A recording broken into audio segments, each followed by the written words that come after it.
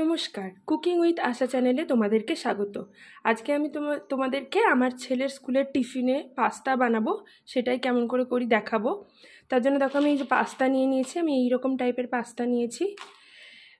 বিন কেটে নিয়েছি, গাজর নিয়েছি, একটা ক্যাপসিকাম এরকমভাবে টুকরো করে কেটে নিয়েছি, টমেটো কুচিয়ে নিয়েছি, আর একটা ছোটো সাইজের পেঁয়াজ নিয়েছি, অল্প একটু রসুন নিয়েছি, একটা কাঁচা লঙ্কা কেটে নিয়েছি, আর আমি বাটার নিয়েছি, রান্নাটা করব বাটার দিয়ে আর অল্প একটু সাদা তেল দিয়ে, আর সস নিয়েছি, টমেটো সস, আর এই চিজটা নিয়েছি। এবার আমি প্রথমে পাস্তাটাকে সেদ্ধ করে নেব। গ্যাসে আমি জল বসিয়ে দিয়েছিলাম, জলটা এখন ফুটছে। এখন এর মধ্যে আমি 1 চামচ নুন দিয়ে নেব।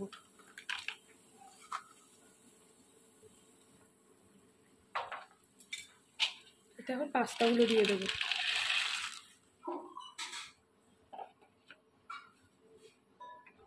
পাস্তাগুলো দিয়ে আমি নাড়বো। পাস্তাটা এখন সেদ্ধ হয়ে গেছে, এখন এটাকে আমি ছেঁকে নেব। পাস্তাটা আমি ছেঁকে নিয়েছি, আর আমি গ্যাসে কড়াইও বসিয়ে দিয়েছি। কড়াইটা এখন গরম হয়ে গেছে, এখন এতে আমি 1 চামচ বাটার দিয়ে দেবো, আর 1 চামচ পরিমাণ মতো সাদা তেল দিয়ে দেবো।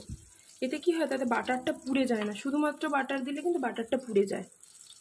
এবার আমি গ্যাসটাকে লো ফ্লেমে রেখে সবার প্রথমে রসুনটা দিয়ে দেবো।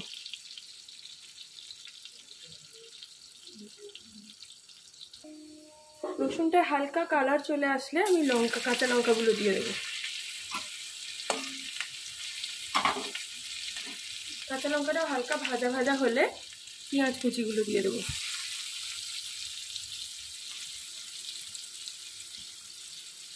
এতে কিন্তু খুব একটা সুন্দর স্মেল আসে এরকমভাবে দিলে। পেঁয়াজটা এরকম হালকা ভাজা ভাজা হলে আমি টমেটো বাদে বাকি উপকরণগুলো দিয়ে দেবো। গাজর, বিন, ক্যাপসিকাম এগুলো সব দিয়ে দেবো।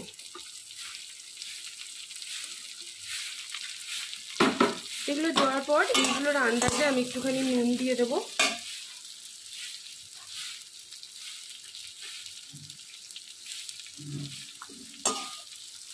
এবার আমি গ্যাসের ফ্লেমটাকে কমিয়ে এটা ঢাকা চাপা দিয়ে দেবো। 3 মিনিট বাদে আমি ঢাকাটাকে খুলবো। এটা সেদ্ধ ভাজা হয়ে গেছে পুরো। এবার আমি এতে টমেটোগুলো দিয়ে দেবো।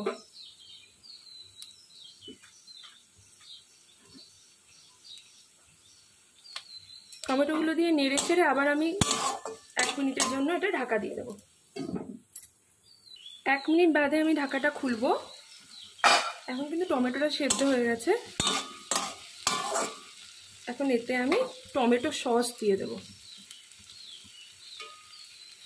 এইভাবে করলে না, ওই যে সেই গ্রিন সস, পিঙ্ক সস এরকম টাইপের যে ব্যাপারটা, এটা কিন্তু বাচ্চাদের ভীষণই প্রিয়। গ্যাসটা আমি মিডিয়াম করে দেবো। এবার এতে আমি পাস্তাটা দিয়ে দেবো।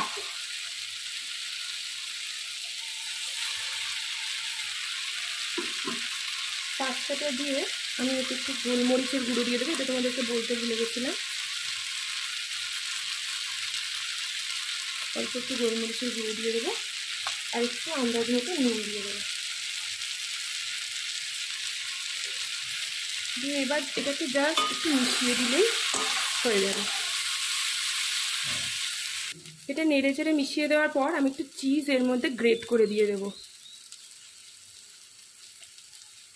এতে কিন্তু পাস্তার টেস্টটা ভীষণ ভালো আসে, আর বাচ্চারা কিন্তু খেতে খুব ভালোবাসে।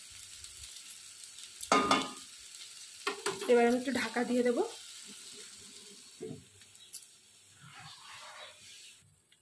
1 মিনিট বাদে ঢাকাটা খুলে চিজটা দেখো জাস্ট মেল্ট হয়ে গেছে। এইভাবেই কিন্তু আমি সার্ভ করব। আমার ছেলে এটা টিফিনে খেতে কিন্তু খুব ভালোবাসে। তোমরাও কিন্তু অবশ্যই এটা ট্রাই করো, আর কেমন হয় আমাকে কমেন্টে জানিও। আর যদি ভালো লাগে আমাকে সাবস্ক্রাইব করতে ভুলো না, আর লাইক শেয়ারও করো, আর বেল আইকনটাও কিন্তু প্রেস করতে ভুলো না আমার নিত্য নতুন রেসিপির আপডেট পাওয়ার জন্য। ধন্যবাদ।